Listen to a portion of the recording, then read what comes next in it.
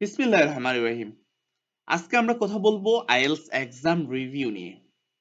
আজকের এই লেসনে আমরা দেখব ফেব্রুয়ারির ৩ তারিখ এবং ৮ তারিখের আইএলটিএস এক্সামে কোন ধরনের প্রশ্ন এসেছিল, রিডিং প্যাসেজ গুলো কোন ওয়েবসাইট বা কোথা থেকে নেওয়া হয়েছিল এবং এই দুইটা এক্সামের উপর বেস করে আমরা ১৭ ফেব্রুয়ারির আইএলটিএস এক্সামের একটা প্রেডিকশন দেব। So before going to main discussion, ছোট্ট একটা অ্যানাউন্সমেন্ট আছে। আপনারা যদি আমাদের কাছে অনলাইনে 1-to-1 স্পিকিং মক টেস্ট দিতে চান, তাহলে উপরের হোয়াটসঅ্যাপ নাম্বারে যোগাযোগ করতে পারেন। স্পিকিং মক টেস্ট দিলে আপনি আপনার ভুল ভ্রান্তিগুলো ধরতে পারবেন এবং আমরা যে ফিডব্যাকটা সাথে সাথে আপনাকে দেব, যে টিপস গুলো দেব, সেগুলো অনুযায়ী আপনি যদি বাসায় প্র্যাকটিস করেন এবং সেগুলো অনুযায়ী যদি কাজ করেন, তাহলে আপনার ইমপ্রুভমেন্টটা খুবই দ্রুত হবে। স্পিকিং মক টেস্ট কিনলে আপনি একটা রেকর্ডেড স্পিকিং কোর্স এবং স্পিকিং রিলেটেড সমস্ত ম্যাটেরিয়াল ফ্রিতে পাবেন।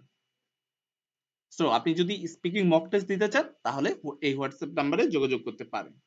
সো আমরা প্রথমে ৮ তারিখের এক্সামের কোশ্চেন্স প্যাটার্ন দেখব, পরে ৩ তারিখের দেখব এবং শেষে প্রেডিকশন দিব ১৭ তারিখের। ৮ তারিখের যে এক্সামের কোশ্চেন্স গুলো ছিল, লিসেনিং আমরা যদি প্রথমে দেখি, লিসেনিং সেকশন 1 এ ছিল ওয়ান ওয়ার্ড অর নাম্বার দিয়ে। দ্যাট মিন্স এটা লিসেনিং সেকশন 1 খুবই ইজি ছিল। সেকশন 2 ছিল এমসিকিউ প্লাস ডাবল এমসিকিউ, যেটাকে আমরা চুজ টু লেটার বলি। অর্থাৎ ৪-৫টা অপশন থাকে, একটা প্রশ্ন থাকে, ৪-৫টা অপশন থাকে, সেখান থেকে আপনাকে দুইটা লেটার বা দুইটা অপশন চুজ করতে হয়।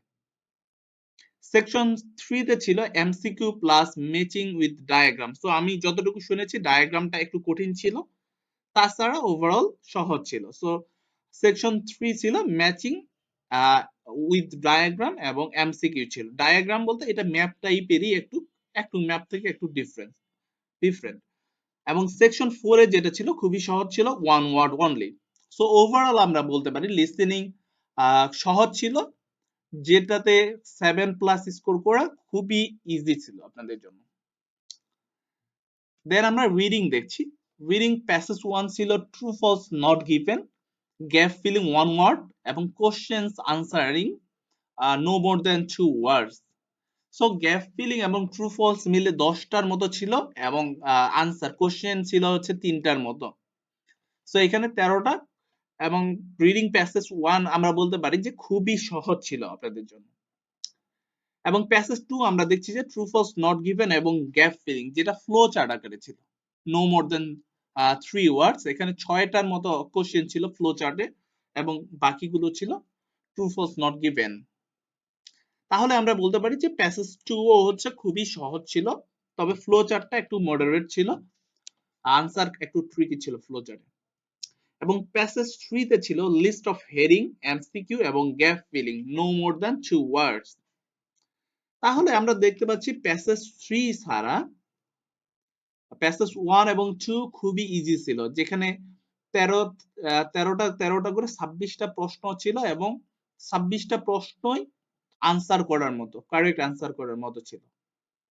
সো এখানে দেখছি ট্রু ফলস নট গিভেন এবং গ্যাপ ফিলিং 10টা, এখানে 13টা, 23টা এবং শেষে যদি 3টা আমরা ধরি, তাহলে আমরা দেখছি যে 26টা, অর্থাৎ 26 থেকে 27টা গ্যাপ ফিলিং এবং true false not given question ছিল। তাহলে আমরা ওভারঅল বলতে পারি রিডিং এ 7.5 বা 8 স্কোর করা, যাদের একটু রিডিং স্কিল ভালো ছিল তারা 8+ স্কোর ইজিলি করতে পারছে এবং যাদের রিডিং স্কিল খারাপ মোটামুটি ছিল, তারাও আশা করে যে 6.5-7 ইজিলি তুলতে পারছে। সো আমরা ৮ তারিখের রিডিংটাকে বলতে পারি ইজি ছিল, ওভারঅল ইজি ছিল। এবং রাইটিং টাস্ক 1 এ আমরা দুইটা ডায়াগ্রাম ছিল, যেখানে প্রেজেন্ট এবং ফিউচারের প্ল্যান এবং ডেভেলপমেন্ট এগুলো নিয়ে ডিসকাস করা হয়েছিল এবং অফিস বিল্ডিং এর এটা একটা প্ল্যান ছিল, ঠিক আছে। So diagram, that means diagram একটু ধরতে পারলে একটু ট্রিকি। আপনারা যদি ডায়াগ্রামের, আমার একটা ইউটিউব চ্যানেলে একটা ভিডিও আছে, সেটা যদি ডায়াগ্রামের উপরে আছে, সেটা যদি দেখেন, তাহলে আমার মনে হয় ডায়াগ্রাম অনেক সহজ মনে হয় আপনাদের কাছে। এবং রাইটিং টাস্ক 2 যেটা ছিল অ্যাগ্রি এবং ডিসঅ্যাগ্রি আছে, এটা এডুকেশন রিলেটেড। আপনারা এখানে কোশ্চেনসটা দেখতে পাচ্ছেন যে some people think young people should be required to have full time education, until they are at least 18 years old. So আমরা বলতে পারি যে রাইটিং টাস্ক 1 একটু ট্রিকি বলতে পারি, যেহেতু ডায়াগ্রামে অনেকে উইক থাকে। কিন্তু রাইটিং টাস্ক 2 যদি আমরা বলি, রাইটিং টাস্ক 2 ওভারঅল খুবই ইজি ছিল। তাহলে আমরা ওভারঅল আমরা যদি মার্ক করি 8 তারিখের এক্সামটা, 8 তারিখের এক্সামটা ওভারঅল সহজ ছিল। এখানে 7+ স্কোর করা আপনাদের জন্য খুবই ইজি ছিল। দেন আমরা 3 তারিখের এক্সামটা দেখি। 3 তারিখে যে এক্সামটা ছিল, লিসেনিং এ ছিল দুইটা সেকশনে ভাগ করা ছিল। 1 থেকে 6 নাম্বার প্রশ্ন ছিল no more than 2 words or a number, এবং 7 থেকে 10 ছিল 1 ওয়ার্ডস অনলি।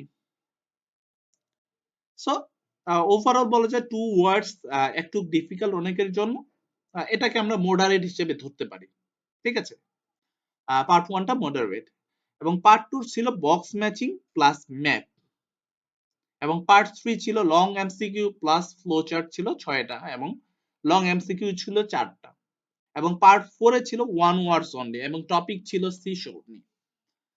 সো ওভারঅল 3 তারিখের যেই ইয়াটা হয়েছে, লিসেনিংটা ছিল, এটা একটু মডারেট হয়েছিল, কারণ আমি যতটুকু শুনেছি পার্ট 2 এবং 3 তে তারা প্যারাফ্রেজ বেশি ইউজ করেছে, অর্থাৎ প্যারাফ্রেজ করে বেশি বলেছে। সো ইজি টু মডারেট আমরা বলতে পারি ওভারঅল লিসেনিংটাকে।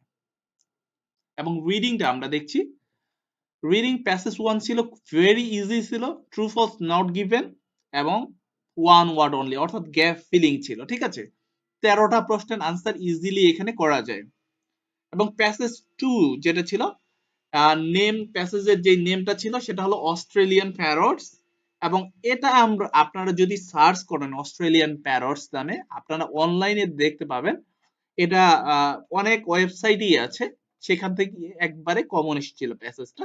কোশ্চেন্স এর কিছু দেখা যাচ্ছে যে তারা চেঞ্জ করে দিয়েছে, কিন্তু প্যাসেজটা আপনাদের কমন। সো ওভারঅল আমরা যখন প্যাসেজ একটা কমন থাকে, এবং অস্ট্রেলিয়ান প্যারটস এটা নিয়ে অনেক ডিসকাশন হয় এবং অনেকে পড়েছে।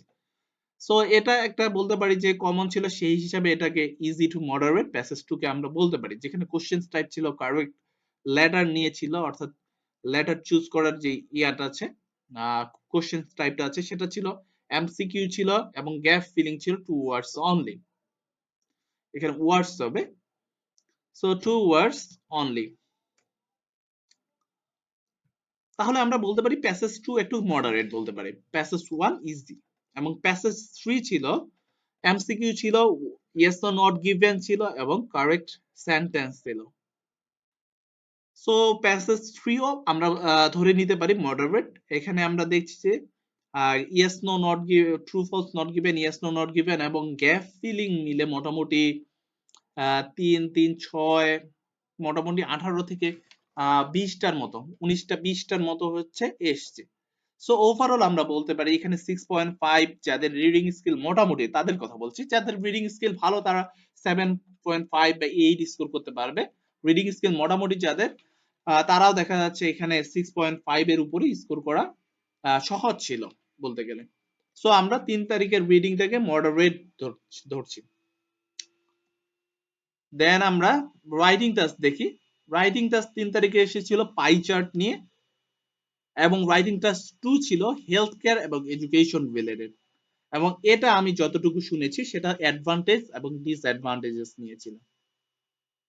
So writing task 1 pie chart এবং হেলথ কেয়ার, এবং 8 তারিখের যে ইয়াটা ছিল সেটা ছিল, আমরা যদি 8 তারিখেরটা দেখি, সেটা অ্যাগ্রি ডিসঅ্যাগ্রি ছিল, এবং টাস্ক 1 ছিল হচ্ছে ডায়াগ্রাম। সো এখন আমরা প্রেডিকশনে চলে আসব, 17 তারিখের কোন ধরনের প্রশ্ন প্যাটার্ন আসতে পারে সেটা নিয়ে এখন আমরা কথা বলবো। সো শুরুতেই বলে নিই, এই প্রেডিকশনটা মূলত লাস্ট 2টা এক্সামের উপর বেস করে করা হয়েছে। সো আমরা 17 তারিখে এমন ধরনের প্রশ্ন প্যাটার্ন হতে পারে লিসেনিং এ, সেটা 1 ওয়ার্ডস অনলি আসার চান্স খুবই বেশি। সাথে যদি 1 ওয়ার্ড যদি কম আসে, সেক্ষেত্রে দেখা যাচ্ছে নো মোর দ্যান 2 ওয়ার্ডস থাকতে পারে, তবে 1 ওয়ার্ডস আসার চান্স বেশি এখানে।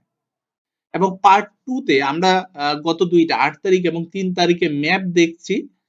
তো পার্ট 2 তে 17 তারিখে ম্যাপ আসার চান্স খুবই কম, সেক্ষেত্রে চুজ টু লেটার এবং এমসিকিউ থাকার চান্স বেশি। এবং পার্ট 3 তে এমসিকিউ, বক্স ম্যাচিং এবং ফ্লো চার্ট আপনারা দেখবেন। সো ফ্লো চার্ট যেহেতু এর আগে আসেনি, দুইটা এক্সামে ফ্লো চার্ট আসতে পারে। এবং পার্ট 4 ওয়ান ওয়ার্ড অনলি আসবে, ঠিক আছে। সো আমরা লিসেনিংটাকে আমরা বলতে পারি যে 17 তারিখে ইজি একটু হবে, ঠিক আছে। খুব একবারে ইজি না, তবে ইজির মধ্যেই পড়বে, এটা বেশি মডারেট হবে না। দেন আমরা রিডিংটা যদি দেখি, রিডিংটা ইজি টু মডারেট হবে, ডিফিকাল্ট না, তবে ইজি টু মডারেট, একটু মডারেট হবে, এটা মাথায় রাখবেন, ঠিক আছে। গত 13 জানুয়ারির আমরা এক্সামটা দেখছিলাম, রিডিংটা মডারেট হয়েছিল, সেই ধরনের রিডিং আসার চান্স খুবই বেশি, কারণ আমরা 8 তারিখে দেখছি রিডিং খুবই ইজি ছিল এবং 3 তারিখে ইজি টু মডারেট ছিল। সো 13 তারিখে মডারেট হওয়ার চান্স খুবই বেশি। সেক্ষেত্রে true false, not given, yes no not given এবং গ্যাপ ফিলিং এর সংখ্যাটা আমরা দেখেছি যে 26টা ছিল 8 তারিখে, এবং 3 তারিখে ছিল 19 থেকে 20টা। সেক্ষেত্রে 17 তারিখে true false, not given, gap filling এবং ইয়েস নো নট গিভেন 15টার বেশি আসার কথা না। এই ধরনের পেতে পারেন 15টা সর্বোচ্চ, এর বেশি যদি পান সেটা আপনাদের গুড লাক। এবং আপনারা 17 তারিখের জন্য হেডিং ম্যাচিং, স্টেটমেন্ট ম্যাচিং, অর্থাৎ লিস্ট অফ হেডিং এর কথা বলছি, list of heading, statement matching, name matching, যে প্রফেসরদের নাম এবং সেন্টেন্স ম্যাচিং প্লাস এমসিকিউ, এই ধরনের প্রশ্ন পেনান, যেগুলো একটু কঠিন কঠিন প্রশ্ন পেনান, এইগুলোর উপর একটু জোর দেবেন এবং প্রিপারেশন নেবেন। যদি দেখেন প্রশ্ন কঠিন হয়েছে, তাহলে true false, not given, gap filling এগুলো আগে সলভ করবেন, দেন আপনারা নেম ম্যাচিং এ যাবেন, দেন স্টেটমেন্ট ম্যাচিং, হেডিং ম্যাচিং, শেষে এমসিকিউর আনসার করে শেষ করবেন, ঠিক আছে। দেন রাইটিং টেস্ট 1 এ যেটা আসতে পারে, লাইন গ্রাফ প্লাস টেবিল একসাথে মিক্স করে আসতে পারে, অথবা লাইন গ্রাফ 2টা বা 3টা লাইন গ্রাফ একসাথে মিক্স করে তারা রাইটিং টেস্ট 1টা দিতে পারে। সো রাইটিং টেস্ট 1টা একটু মডারেট হতে পারে। অথবা যেটা আসতে পারে, ম্যাপ আসতে পারে, তবে ম্যাপ আসার থেকে লাইন গ্রাফ বা টেবিল এটা আসার চান্স একটু বেশি। এবং রাইটিং টেস্ট 2 যেটা হবে সেটা হলো ডিসকাশন প্লাস অপিনিয়ন, যে এসেটা আছে, অর্থাৎ বোথ ভিউ প্লাস অপিনিয়ন এসে, এটা আসার চান্স খুবই বেশি।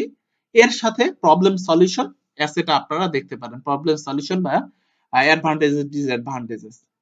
এবং যেই টপিকগুলো পড়বেন, education related, environment related, advertisement related এবং ফুড রিলেটেড, এই 4টা টপিকের উপর বেস করে আপনারা আপনাদের প্রিপারেশনটা নেবেন। আশা করা যায় এই 4টা টপিকের মধ্যে কমন পড়বে, এবং ডিসকাশন এসের স্ট্রাকচারটা একটু ভালোভাবে দেখে যাবেন। এবং স্পিকিং, সবার শেষে স্পিকিং নিয়ে যদি আমরা কথা বলি, স্পিকিং এর মার্কার 1 থেকে 40 নাম্বার কিউ কার্ড আপনারা দেখে যাবেন। আশা করা যায় এর মধ্যে কমন পড়বে। যদি এর মধ্যে কমন না পড়ে, এর 40টার উপর প্রিপারেশন যদি আপনার থাকে, তাহলে আনকমন থাকলেও আপনারা আনসার করতে পারবেন। সো কারো স্পিকিং 17 তারিখের আগে আছে, 13, 14, 15 তারিখে আছে, কারো পরে আছে।